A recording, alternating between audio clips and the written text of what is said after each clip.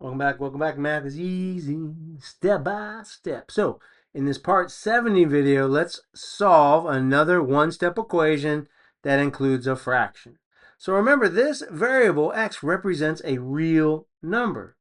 So what real number times 2/3 would equal 4? And if you can't see that number right off the bat, let's use inverse operations. That just means opposite operations to solve for x. Our goal is to get x all by itself on one side of the equal sign. So what's the opposite of 2/3 times x? Okay, so for this particular problem, step one, that inverse operation is to divide 2/3 to both sides of the equal sign. We want to keep it totally balanced. What does that look like? Okay, so here you can see the opposite of 2/3 times x is what this represents, is to divide. Divide 2/3, not just to one side of the equal sign, but to both sides.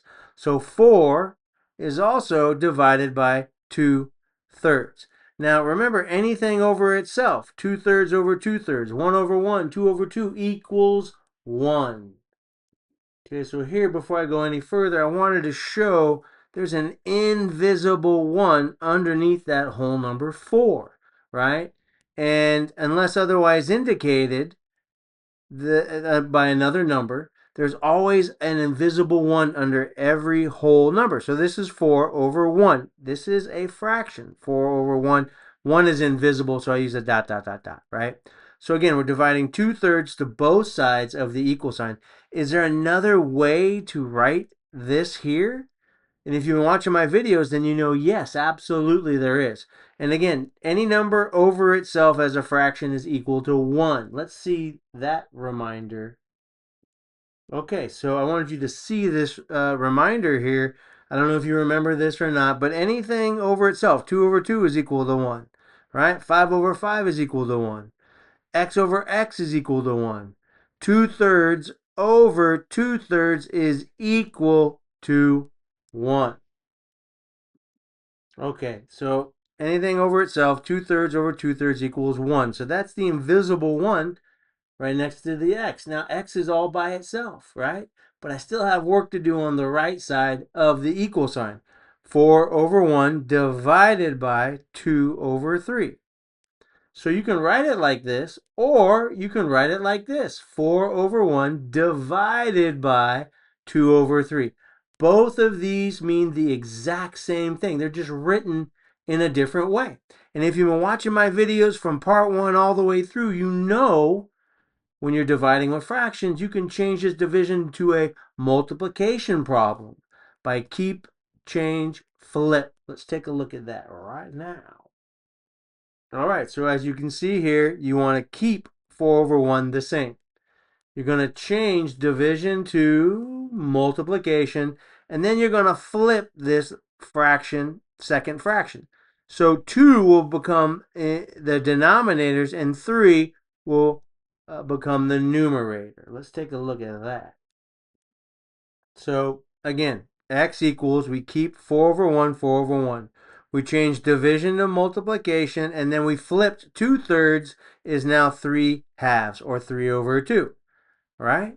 And so that's how you can change division to multiplication. Essentially, you just flip the fraction to the right.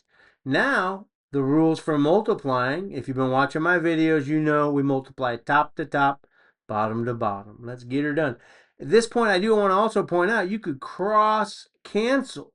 What number would divide into 2 that would also divide into 4 evenly, right? You can cross cancel. If you've been watching my videos, you get that, right? 2 divided by 2 is 1. 4 divided by 2 is 2. You don't have to, most likely, you won't have to reduce your final answer if you can do that. Okay, so we're multiplying top to top. 4 times 3 is 12. Bottom to bottom, 1 times 2 is 2. Now I get 12/2. Now you want to make sure you reduce this fraction if possible. So yeah, I can divide a number evenly into top and bottom, 12/2. I can divide 2 into 12. I can divide 2 into 2 evenly. 12 divided by 2 is 6 because 6 times 2 is 12. 2 divided by 2 is 1 because 2 times 1 equals 2. So I end up with a reduced fraction of 6 over 1, or just 6. X equals 6. Now some of you are saying, my dude, bro, I know 12 divided by 2 is 6. Well, you absolutely could have skipped this, but I thought this was a good opportunity to review how to reduce fractions. So I wanted to give you that chance to see that. Hey, math is easy if you take it step by step. Thank you for your time. I appreciate you joining me. If I've helped you, please help me to help others. Like, follow, share, and subscribe.